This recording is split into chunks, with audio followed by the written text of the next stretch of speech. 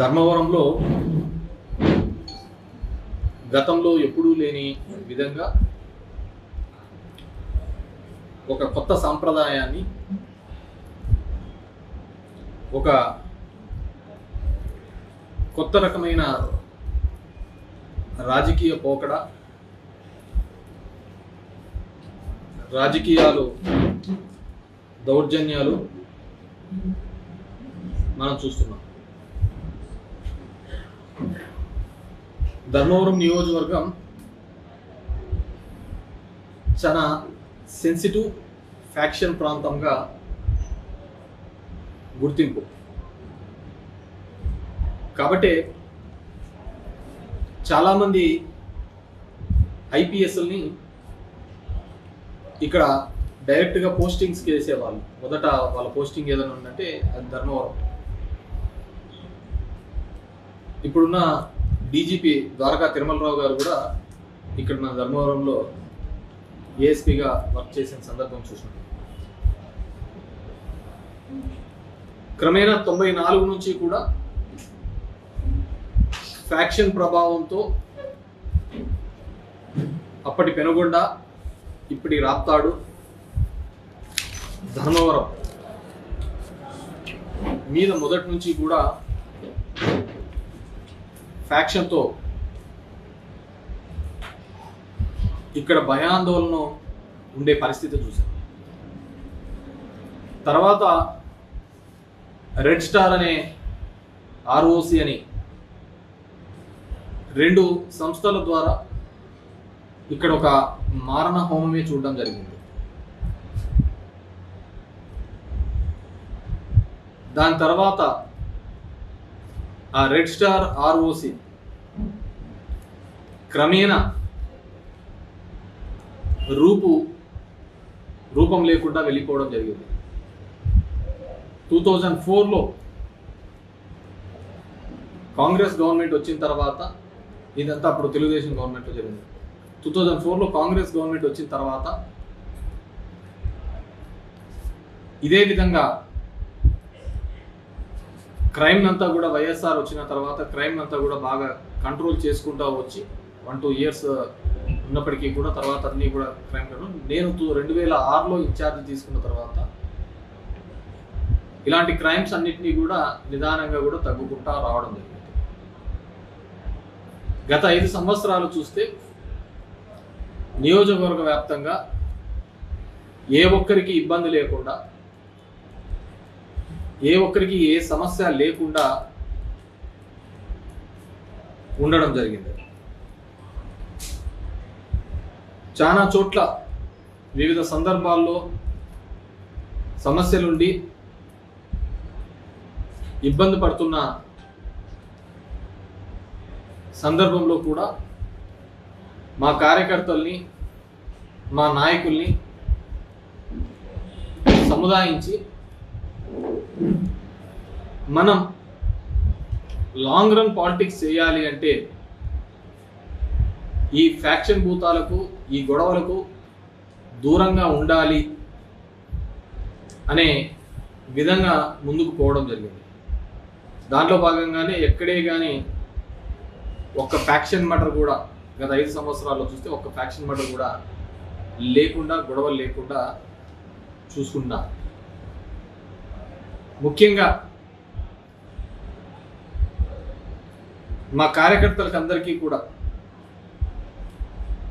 ఆ విధంగా చెప్పి నిలువరించినందుకు వారికి ముందు నేను క్షమాపణ కోరుతున్నాను. ఎందుకంటే ఆ రోజు కన్నా మనం వాళ్ళు చేసే చేష్టలు కన్నా ఖండించి ఉంటే ఈరోజు ఇలాంటి సంఘటనలు జరిగి ఉండేవి కాదు. ఈరోజు సంఘటన చూస్తే వారం రోజుల కిందట వెంకటగారపల్లి, బత్తలపల్లి మండలం, ఆ గ్రామంలో వైసీపీ వారికి అక్కడున్న టీడీపీ వారికి ఒక ఘర్షణ జరిగింది. ఆ ఘర్షణకు మూలం ఏంటంటే చిన్న గొడవ జరుపుకున్నారు, మాట అనుకున్నారని పోలీస్ స్టేషన్లకు ఇరువురు గ్రూపుల్ని రమ్మని చెప్పినారు. మా వాళ్ళందరూ కూడా పోలీస్ స్టేషన్కి వచ్చిన పిమ్మట మా పోలీస్ స్టేషన్లోకి వచ్చిన తర్వాత వాళ్ళ మీద బయట ఊరు వ్యక్తులు వచ్చి దాడి చేయడం జరిగింది. దాడి చేస్తే ఎక్కడైనా కానీ ఆ ఊర్లో వాళ్ళ మీద బయట ఊరోళ్ళు వచ్చినప్పుడు ఆ బయట ఊరోళ్ళ మీద ఇంటి మీదకి దాడి అనే కేసు కింద వాళ్ళను అరెస్ట్ చేయాలి. ఆ విధంగా కాకుండా వాళ్ళ ఇంటి మీదకి దాడికి వచ్చినప్పుడు జరిగిన తోపులాటలో ఒకరికి దెబ్బ తగిలిందనే ఉద్దేశంతో మా వాళ్ళను అటెంప్ట్ మర్డర్ కేసు పెట్టి ఇక్కడ వేరే ఊరు వాళ్ళు అనంతపూర్ నుంచి ఇంకో ఊరు నుంచి మా వాళ్ళ మీదకి వచ్చినారు. వాళ్ళ ఇంటి మీదకి వస్తే అటెంప్ట్ మర్డర్ పెట్టి వాళ్ళను ధర్మవరం సబ్ జైల్లో రిమాండ్కి పంపించడం జరిగింది. వాళ్ళు ధర్మవరం సబ్ జైల్లో రిమాండ్ విషయం నాకు తెలుసుకొని ఈరోజు ఉదయం మధ్యాహ్నం 3 గంటలకు నేను ఎవరైతే ఉన్నారో వాళ్ళను కలవడానికి ములాఖాత్ తీసుకోవడం జరిగింది. ఆ ములాఖాత్ తీసుకున్న పోయే సందర్భంలో మా లీడరు ఒకతను, ఆ కార్యకర్త ఒకతను కొత్తగా ఎర్టిగా కారు కొన్నాడు. ప్రవీణ్ నాయక్ అని పిల్లోడు. అన్న కొత్త కారు కొన్నా అన్న, నిన్ననే హైదరాబాద్ నుంచి డెలివరీ తీసుకొని వచ్చిన అన్న, మీరు డ్రైవ్ చేయాలన్నా అంటే నేను ఆ కార్ తీసుకొని ముందు డ్రైవ్ చేసుకుంటూ వెళ్ళాను. నా సొంత కారు, నా డ్రైవరు వీళ్ళు వెనకలు వస్తున్న సందర్భం నేను అట్టిగా కార్ జైలు దగ్గర వెళ్తే అది రైట్ సైడ్ ఉంటుంది, నేను లెఫ్ట్ సైడ్ నుంచి వచ్చి యూటర్న్ తీసుకొని దాంట్లోకి సబ్ జైల్లోకి వెళ్ళాలి. నేను నా కార్ తీసుకొని లోపలికి వెళ్ళాను. మిగతా కార్లన్నీ అలౌ చేయరు కాబట్టి అవన్నీ కూడా బయటికి యూటర్న్ తీసుకొని బయట పెట్టే క్రమం చేశాను. ఆ బయట పెట్టే క్రమంలో మా వాళ్ళు యూటర్న్ చేసుకునే సందర్భంలో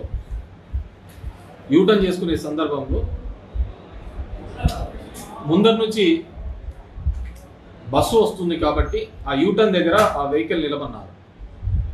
ఆ వెహికల్ నిలబడితే ఆ వెహికల్కి సంబంధించి కొంతమంది నాన్ లోకల్స్, ఇక్కడ ఉన్న వాళ్ళు కాదు, ఇక్కడ సత్య తరపున వ్యవహారాలు చూస్తారట, వాళ్ళు నానా దుర్భాషలాడి ఆ డ్రైవర్ మీదకి అటాక్ చేయడానికి రావడం జరిగింది. ఆ అటాక్ చేస్తూ నా సందర్భంలో ఉన్న వీడియో ఇది. పోలీసులు అక్కడ ఉండి, అతని పేరు ఇక్కడ ఉన్నారు భాష అనే అతను, ఇంకో వాళ్ళను నిలవరించకుండా వాళ్ళను ప్రోత్సహించిన పద్ధతితోనే కనపడుతూ ఉంటుంది.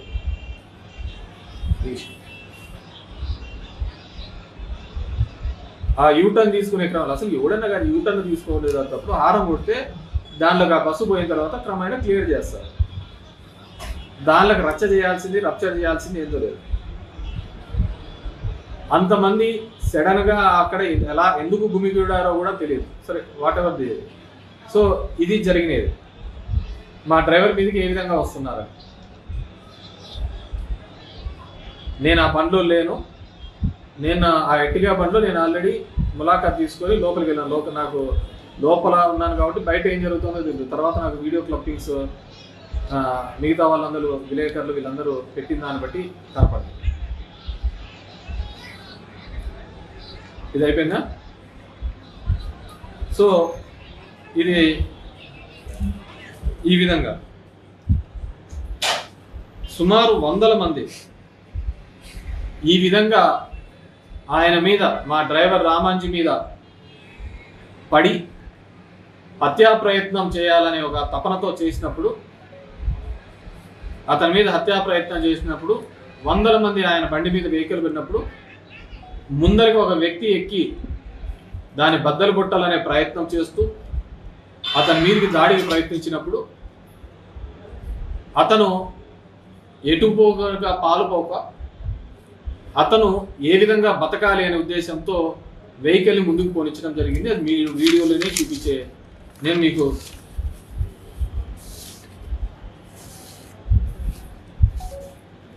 వీడియోలోనే మీకు క్లియర్గా చూపించిన.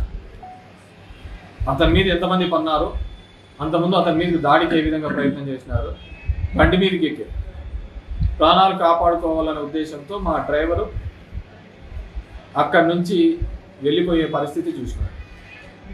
దాంట్లో దాని మీద ఎక్కి అతని మీద దాడి చేయాలనుకున్న వ్యక్తి కింద పడడం జరిగింది. సో అక్కడ ఎందుకు అంతమంది ఉన్నారో ఏమో, అసలు ఎందుకు ఏ విధంగా గుమ్ముకున్నారు. మేమంతా 5-6 మంది ఉంటాం, హార్డ్గా చూస్తే 5-6 మంది ఉన్నాం, అంతకు మించి ఏమి ఎక్కువ లేదు. మేము లోపలికి వెళ్ళిపోయినాం, సబ్జెక్ట్లో ఉన్నాం, ములాఖాత్లో అక్కడ మాట్లాడుతాం. దాని తర్వాత అక్కడ ఉన్న మా వాళ్ళలో ఇతను మా సాక్షి విలేకరి రమేష్, అందరికీ తెలిసినదే, మీ మిత్రుడు, మీతో పాటి తిరిగేవాడు, మీతో పాటి తినేవాడు, తిరిగేవాడు, తిల్లాడేవాడు. ఇతనంటే తెలియలేదు. ఇతని మీదికి సామూహికంగా 6 మంది వచ్చి లాఠీలు తీసుకొని, పోలీస్ చేతిలోంచి లాఠీలు తీసుకొని 6 మంది వచ్చి ఒక విలేకరి మీద దాడి చేయడం జరిగింది. ఆయన ఏమి వేరేది ఏంది చేయలేదు, అక్కడ జరుగుతున్న సంఘటనా ప్రాంతాన్ని మొత్తం రికార్డింగ్ చేస్తున్నారు. సంఘటనా ప్రాంతాన్ని మొత్తం రికార్డ్ చేస్తున్నాడు. దానికి రికార్డ్ చేసుకుంటే అతని దగ్గర ఫోన్ గుంజుకోవడం జరిగింది, ఆ ఫోన్ పగలగొట్టుకోవడం జరిగింది. ఆ ఫోన్ ఇంకా ఇప్పటికీ అతని చేతికి అందించలేదు. రమేష్ అని మీ అందరికీ తెలిసినది, తెలుసా లేదా? తెలుసు, ఎందుకంటే మనం అన్ని అమర్నాథ్ రెడ్డి అని ఇతను స్టూడెంట్ లీడరు. 2012లో 16లో డిసెంబర్ శబరిమలకి వెళ్తూ యాక్సిడెంట్ అయ్యి, శబరిమలకి వెళ్ళి యాక్సిడెంట్ అయ్యి ఇతనితో పాటు నరసింహారెడ్డి అనే ఒక పిల్లోని కూడా మేము అప్పుడు కోల్పోవడం జరిగింది, రేగట్పల్లి పిల్లోని. ఇతను ఆ రోజు వెన్నెంక కూడా మొత్తం డ్యామేజ్ కావడం జరిగింది. ఈరోజు చూడండి ఏ విధంగా బాధినారో. తిరుగు ఏ విధంగా అయితే నీ బాధినారు. ఇదంతా కొట్టినది.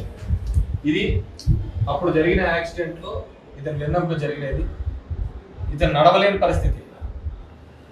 ఎవరిని అడిగినా చెప్తారు ఇక్కడ నుంచి 4 అడుగులు కూడా వేయలేడు. ఇతన్ని 10 మంది గుంపేసుకొని కొట్టడం జరిగింది. ఒక వికలాంగుడి హ్యాండిక్యాప్ పెన్షన్ వస్తుందా? చెయ్యి.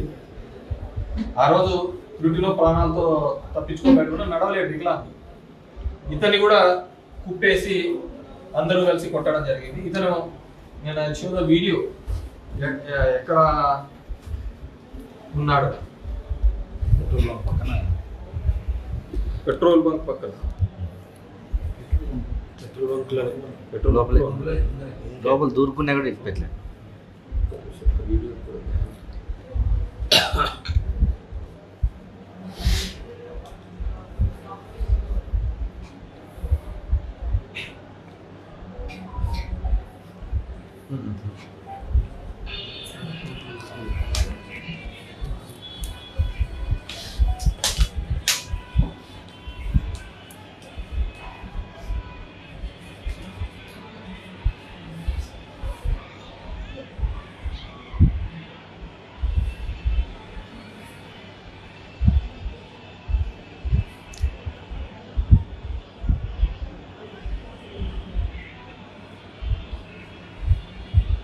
పిల్లల మీద అంతమంది వచ్చి అసలు ఎందుకు అంతమంది ప్రొక్కులు ఒక బండి ఒక 2 నిమిషాలు కూడా నిలబెడితే తట్టుకోలేనంత పరిస్థితులలో వాళ్ళు ఎందుకున్నారు.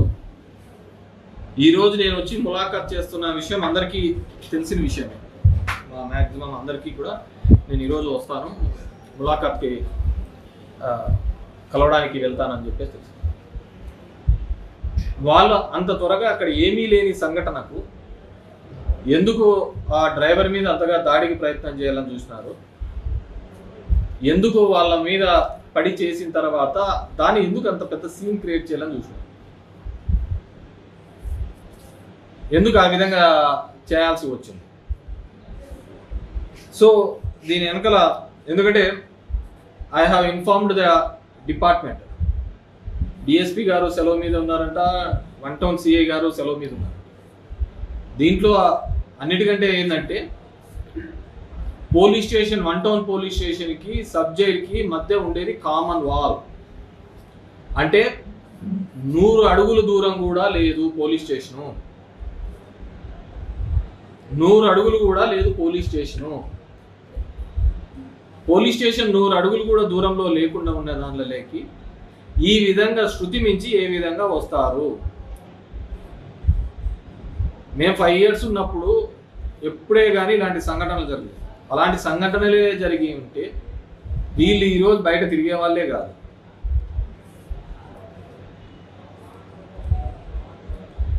మనం ఏదైనా కానీ మంచి చేస్తే ఆ మంచి మళ్ళీ తిరిగి మనకు వస్తుందనే ఆలోచనతోనే పోయినంత ఇలా షార్ట్ టర్మ్ పాలిటిక్స్ ఎప్పుడే కానీ చేయలేదు. 100 అడుగుల దూరంలో ఉన్నా కానీ అక్కడ దగ్గర ఒక 2-3 అవర్స్ ఈ విధంగా జరిగితే 2 అవర్స్ జరిగినా కానీ ఎందుకు ఇమ్మీడియట్గా పక్కన ఉన్న దానిలో స్టేషన్ నుంచి మేము రాలేకపోయినాం. డిస్టిక్ హెడ్ క్వార్టర్స్ రావాలంటే 35 kilometers 40 minutes మొత్తం అంతా బెటాలియన్ రావచ్చు. అసలు పోలీసులు లాఠీ తీసుకొని ఏ విధంగా కొడుతున్నారు వాళ్ళను. ఒక విలేకరి చెప్తున్నాడు వాళ్ళకు అసలు బండిలోకి 2 నిమిషాలు కూడా అవతల బస్సు వస్తుంది కాబట్టి దాంట్లో ఎందుకంటే ముందే ఆడ విలేకరులు కూడా ఉన్నారు, బస్సు వస్తుంది కాబట్టి ఆడ నిలబెట్టడం దాన్ని కూడా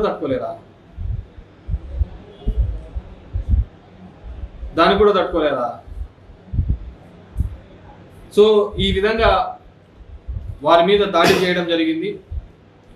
కొంతమంది చూసినాం జనసేన వాళ్ళు ప్రెస్ మీట్ పెట్టి బహిష్కరించాలని. డెఫినెట్గా అది ఎప్పుడో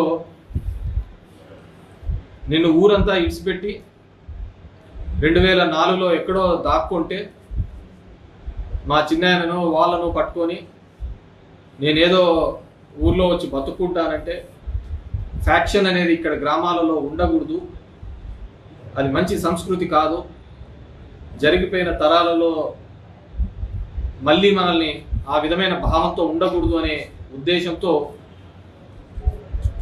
వాళ్ళని తీసుకొని రావడం, వాళ్ళని బహిష్కరించారు. ఖచ్చితంగా టైం వస్తుంది.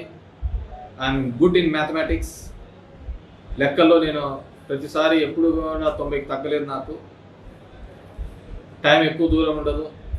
ఆ టైం ప్రకారం నా లెక్కలన్నీ కూడా సరి చేస్తా. ఇప్పుడు జరిగిన ఏ లెక్కాసారాలు ఉన్నాయో ప్రతి లెక్కాసారము తెలియజేస్తా. కొత్త వాళ్ళు వస్తుంటారు పోతుంటా అంటారు, కానీ డెఫినెట్గా ఇంతకుముందు చెప్పిన విధంగా మా లీడర్స్కి మా కార్యకర్తల ముందు క్షమించాలని కోరుతున్నాను. ఈ 15 సంవత్సరాలుగా ఎక్కడే కానీ ఇంకా ఎందుకు ఆ భూతాల చుట్టూ తిరుగుతారు, ఆ గొడవల చుట్టూ అని చెప్పేసి వాళ్ళని చాలా కట్టడి చేయడం జరిగింది. మాటలు జోరైనాయి, చేతులు జోరైనాయి. నేను కూడా ప్రభుత్వం ఇచ్చిన హామీల మీద కానీ ఇక్కడ గతంలో సత్య చేసిన హామీల మీద కానీ 1 సంవత్సరం వరకు సమయం ఇద్దామనే నేను అనుకున్నాను. ఆ సంవత్సరంలో ఉన్నా కానీ ఎందుకంటే ఇక్కడ ఉన్న విషయాలు కూడా ఆయనకు తెలుసు కాబట్టి అవగాహన చేసుకొని అవన్నీ పరిష్కరించడానికి అడుగులు వేస్తాడేమో. కానీ వాటి మీద పరిష్కారం కంటే కూడా ఈ విధమైన గొడవలు ప్రోత్సహించడంలో ప్రోత్సహించే దానిలో గతంలో సమస్యలు వస్తా అంటే ఎమ్మెల్యేల దగ్గరికి వచ్చి చెప్పుకునే ఒక నేచర్ ఉండేది. ఇప్పుడంతా ఆ నేచర్ పోయింది. పిఏల చుట్టూ వాళ్ళ చుట్టూ తిరగాల్సిన కర్మ ఏర్పడింది మా ధర్మవరం ప్రజలకి. సరే, దానికి ఎవరేం చేయలేరు, అదే నచ్చిందేమో అనుకున్నాము. డెఫినెట్గా వీటి మీద చట్టపరంగా చర్యలు తీసుకుంటాం. ఎందుకంటే నేను లోపలికి వెళ్ళి కూర్చున్న తర్వాత నాకు 5 నిమిషాలకి నోటీస్లోకి తీసుకొని వచ్చినారు. అది కూడా మొత్తం రికార్డెడ్ ఎవిడెన్స్ ఉంది. సో డెఫినెట్గా ఇలాంటి చేష్టలు మంచిది కాదు. ధర్మవరం ప్రజలకు నేను నెత్తి నోరు కొట్టుకొని చెప్పిన, మీరు చాలా మోసపోతున్నారు ఈ విధంగా అని చెప్పేసి. కానీ ఎందుకో నా మాటలో పెడచెవిని పెట్టడం జరిగింది. కాబట్టి నేను కూడా ఒకసారి ఇది చేసిన తర్వాత వాళ్ళ విలువ తెలియాలా, నా విలువ తెలియాలి అంటే దాని గురించి వచ్చిన సందర్భంలో మాట్లాడదామని చెప్పేసి. అంటే నేను మొన్న జరిగిన సంఘటనలో పెట్టడం, మా వాళ్ళను 307 అక్రమ కేసు పెట్టడమే తప్పు. బాధితులను పరామర్శించడానికి వెళ్ళినప్పుడు ఒక చిన్న ఇది పెట్టుకొని అంతమంది గుమ్ముగూడి అంత రాద్ధాంతము చేయడం తప్పు. దాని మీద ఈ విధమైన పద్ధతిలో పోవడాన్ని తీవ్రంగా ఖండిస్తున్నాము. డెఫినెట్గా ఎక్కడికి పోదు, అంతా కలిసినా కానీ ఇంకా 3 నెలలు అయిపోయింది, 50 నెలలు జమిలీ గిమిలీ వస్తాయి ఇంకా తొందరగా. సో ఎక్కడే కానీ మా వాళ్ళను అందరినీ కూడా అక్కడ ఉన్నప్పుడు కానీ ఇక్కడికి వచ్చిన వాళ్ళందరికీ కూడా ఎవరైతే మద్దతు తెలపడానికి వచ్చినారో, ఎవరైతే తోడుగా నిలబడినారో, ఫోన్లు చేసి మేమంతా వస్తామన్నా కానీ వద్దు, వాళ్ళంటే పనికి మాలోళ్ళు, పని పాట లేదు. ఒక పదవి వచ్చిన తర్వాత ఆ పదవికి అందం తెచ్చే విధంగా పనిచేయాలి, ఆ పదవికి తగ్గట్టుగా పనిచేస్తేనే మనకు ప్రజల్లో ఉంటామని చెప్పేసి ఆ భావన మీద పనిచేసాం. కానీ వాళ్ళకి అదంతా లేదు. ఎందుకంటే ఇక్కడ ఎవరైతే ఎన్నుకోబడ్డాడో ఆయన లేడు, ఎవరో అసిస్టెంట్లో పెట్టుకొని పని జరుగుతుంది. వాళ్ళకి ఏం తెలుస్తుంది ఇక్కడ దీనిల గురించి? సో ఇంకా ఎక్కడెక్కడ ఏమేమి జరుగుతున్నాయి అనే దాని మీద కూడా ఇది చెప్తాను, తొందరలోనే చేస్తాను. ఐ వాంట్ గివ్, నేను యాక్చువల్గా అయితే టైం ఇద్దాం అనుకున్నాను. వాళ్ళు ఉండేదట్లు లేరు.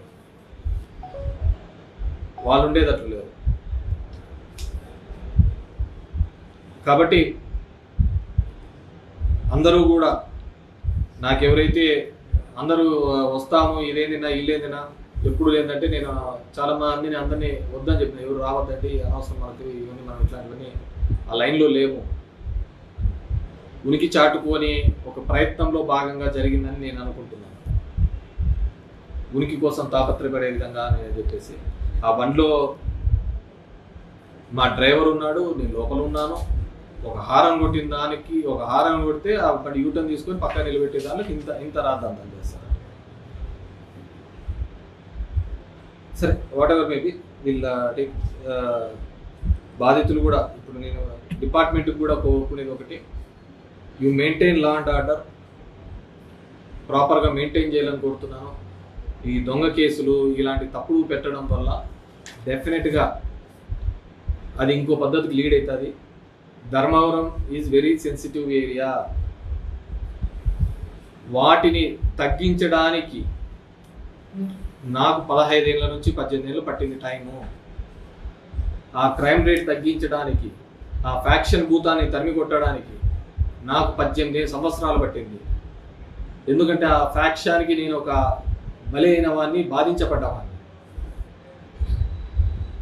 కాబట్టి అది ఇంకా ఫ్యాక్షన్ అనేది ఉండకూడదు అని కోరుకునేవాడిని. ఆ ఫ్యాక్షన్ ఉండకూడదని కోరుకున్నాను కాబట్టి ఆ ఫ్యాక్షన్ తగ్గించడానికి నాకు ఇన్ని సంవత్సరాలు పట్టింది. కాబట్టి లాస్ట్ 10 yearsలో ఒక్క గొడవ లేకోకుండా చేయడం జరిగింది, ఒక్క ఫ్యాక్షన్ మర్డర్ కూడా లేకుండా చేయడం.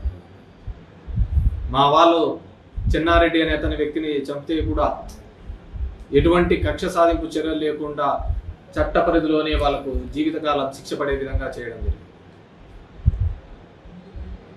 ఆ విధంగానే మేము మెయింటైన్ చేసుకుంటూ పోయినాం. కాబట్టి ధర్మవరంలో ఇప్పుడున్న చాలా మంది ఐపీఎస్లు వాళ్ళ ఫస్ట్ పోస్టింగ్ ఈడే. ఇంతకుముందు అనుకున్న అంజనాసింహ కావచ్చు, తేజ్దీప్ కావచ్చు, ఇప్పుడున్న ద్వారకా తిరుమలరావు కావచ్చు, అకుల్ సబర్రావు కావచ్చు, మనీష్ కుమార్ సిన్హా కావచ్చు, రాజశేఖర్ బాబు కావచ్చు, N number of people. It's so sensitive, చాలా సెన్సిటివ్ ఉన్న ఏరియా.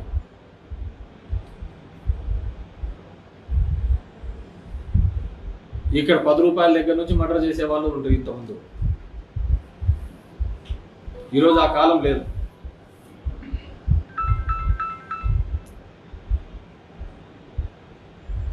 కాబట్టి మేము ఏదైతే ఈ ప్రాంతంలో ప్రశాంతత కావాలని కోరుకున్నామో ఆ ప్రశాంతను ఉంచడానికి మేము ఎన్నో సాక్రిఫైసెస్ చేయాల్సి వచ్చింది. ఎంతో కంట్రోల్గా ఉండాల్సిన పరిస్థితి వచ్చింది. ఈరోజు తెలిసి తెలియని చేష్టలతో, తెలిసి తెలియని పనులు చేయడం వల్ల డెఫినెట్గా ఈ ప్రాంతంలో మళ్ళీ ఆ ఫ్యాక్షన్ జీవం పోసుకునే పరిస్థితి రాకూడదని చెప్పేసి నేను కోరుతున్నాను. కాబట్టి యు బీ టఫ్, గట్టిగా వీటి మీద చర్యలు తీసుకునే విధంగా ఉండాలి అని చెప్పేసి పోలీసు అధికారులను వాళ్ళని కూడా కోరుతున్నాను. డోంట్ టేక్ చాలా లైట్గా తీసుకోవద్దండి. ఊరికనే ఉన్నాడు, వాళ్ళు చేసినారు, ఇది అని చెప్పేసి.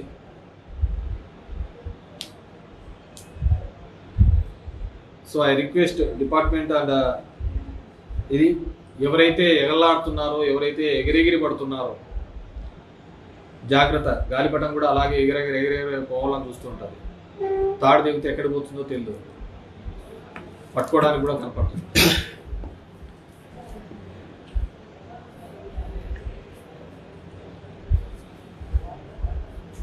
ఎవ్రీథింగ్, ప్రతి ఒక్కటి కూడా వాచ్ చేస్తున్నాం. జరుగుతున్నవి because we want to give time. Anything else? Thank you. Any questions? డెఫినెట్గా మా అమర్, రమేష్ వీళ్ళు ఇంకా ఒకరిద్దరు ఉన్నారు. వాళ్ళిద్దరు కూడా కంప్లైంట్ చేయడం జరుగుతుంది. వాళ్ళిద్దరు స్టేషన్కి కంప్లైంట్ ఇచ్చే కార్యక్రమం చేయడం జరుగుతుంది. వైఎస్ఆర్సీపీ శ్రేణులు భయపడించేందుకే ఇది ఒక ట్రయల్ రన్ అనేది ఆరోపణలు ఉన్నాయి. ఇప్పుడు నేను ఎవరికి చెప్పకుండా, ఎవరిని రమ్మనకుండా, ఎవరితో మాట్లాడకుండా, బికాస్ లోపల ఆ కార్యక్రమం ఫోన్ చేయలేం కాబట్టి మాకు ఇంతమంది వచ్చినారు. అదే చేసింటే ఏముంటుంది? It's not nuisance. మనం అది అలాంటివి ఎంకరేజ్ చేయాలా అనేది ఇది లేదా. సో అలాంటివి చేస్తే ఇంకేముంటుంది? జరిగిన సంఘటన మినిస్టర్ స్పందించి ఎక్స్ట్రా పోస్ట్ పెట్టినారు సార్. అంటే ఇది ఒరిజినల్ కేతిరెడ్డి నిజ స్వరూపము, ఆయన నిజంగా జైలు పోవాలంటే తొందరగానే పంపిస్తాము, అంతేగాని ఇటువంటి చర్యలు మంచిది కాదు అని నాకు పోస్ట్ పెట్టాను. దానికి మీరు అతనికి ఏం జరిగిందో అతనికి తెలిసి ఉండదని నేను అనుకుంటున్నాను. అతని భావన ఏంటంట నాకు అర్థం కావటం లేదు. సత్యభావన ఏంటంట, ఏమంట ఆ బండి గుద్దడం తప్పు, ఆ విధంగా డ్యామేజ్ చేయడం తప్పు అనేది ఆయన భావన. అంతేనా? నేను అంత నీట్గా వీడియో చూపించాను కదా. ఒక 200 మంది ఒక వెహికల్ మీద పడితే, ఒక 200 మంది ఆ వెహికల్ని డ్యామేజ్, ఆ వ్యక్తి మీద చంపాలనే ప్రయత్నం చేస్తే ఆ వ్యక్తికి ఉన్న దారి ఏంది? అక్కడ నుంచి తప్పించుకోవడం తప్ప ఏంది ఉంటుంది? అదే విధంగా ఉంటుందా? నేను రికార్డెడ్ చూపించాను కదా. నిలవన్న బండికి అంతమంది వచ్చి అంతమంది ఆ విధంగా చూచాడు. కేతిరెడ్డి నిజస్వరూపం చూపించాలనుకుంటున్నాడు, చూడాలనుకుంటున్నాడు, చూపిస్తాము. దానికి ఏముంటుంది? తప్పే ఉంటుంది. ఇంకా జైలు అంటావా? రాజకీయాల్లోకి వచ్చినప్పుడే మేము అన్ని తెగించే వచ్చినాయి. ఈ జైళ్ళకు దీనికేమి ఇదే. సరే, ఆ కార్యక్రమాలు కూడా చూస్తాం. అతనికి ఇది అసలు జరిగిన సందర్భం ఏందో దాని మీద విచారణ వ్యక్తం చేయకుండా, దాని మీద ఏందిరా మనకైనా సిగ్గన్నా ఉండాలా. నేను ఒక మంత్రి స్థాయిలో ఉండి నేను అక్కడ ఉన్నాను, నేను ఎక్కడి నుంచో వచ్చింటే నన్ను అక్కడ గెలిపించినారు. అలాంటిది ఒక బండి పెట్టుకొని ఆడ ఇది చేస్తారు. నేనంటే ఇది ఆడ వీడియో ఎవిడెన్స్ ఉన్నాయి కదా. వీడియో ఎవిడెన్స్ అన్ని చూపిస్తాను కదా. మళ్ళీ ఏం దేవేంద్ర నీకు కూడా తెలుసు కదా, ఆయన ఎక్స్లో పోస్ట్ చేసినట్టు ఆయనకు వచ్చిన అవగాహన మేరకు ఉంటుంది. బేసిక్గా అవగాహన రాహిత్యం వేరు కదా, సమాచారం వేరు, దాన్ని అవగాహన చేసుకోవడం వేరు. ఇది ఉంటుంది. ఒక బండి మీద 100 మంది పడినారు, 100 మంది బండి మీద పడితే అతని మీద అంతకుముందే ఒక 10 నిమిషాలు ఆర్గ్యుమెంట్ జరుగుతున్న వీడియోస్ చూశారు. ఎందుకు ఆర్గ్యుమెంట్ చేస్తున్నాడు? బండిలో కూర్చున్న అతని మీద, మా డ్రైవర్ మీద ఎందుకు ఆర్గ్యుమెంట్ చేస్తున్నాడు? నేను ఉన్నానా, నేను లోపల ఉన్నాను. మరి ఎవరితో, డ్రైవర్తో ఆర్గ్యూ చేయాల్సిన అవసరం ఏమొచ్చింది? 200 మంది ఆర్గ్యూ చేస్తారా? ఒక బండి మీదకి వచ్చినప్పుడు, అతనికి ప్రాణ సంకటం ఉన్నప్పుడు ఖచ్చితంగా ఇది చేస్తాడు. That's what he did. భవిష్యత్తులో ఇలాంటి దౌర్జన్యాలు మళ్ళీ పునరావృతం అయితే మీ రెస్పాన్స్ నేను చెప్పాను కదమ్మా, everything will take care. Anything విషయం తెలిసి ఇది చేసుకుంటా అంటే బాగుంటుంది. ఇంకా దాన్ని సమర్థించినాడంటే సత్య నిజంగా గ్రేటే అనుకోవాలి.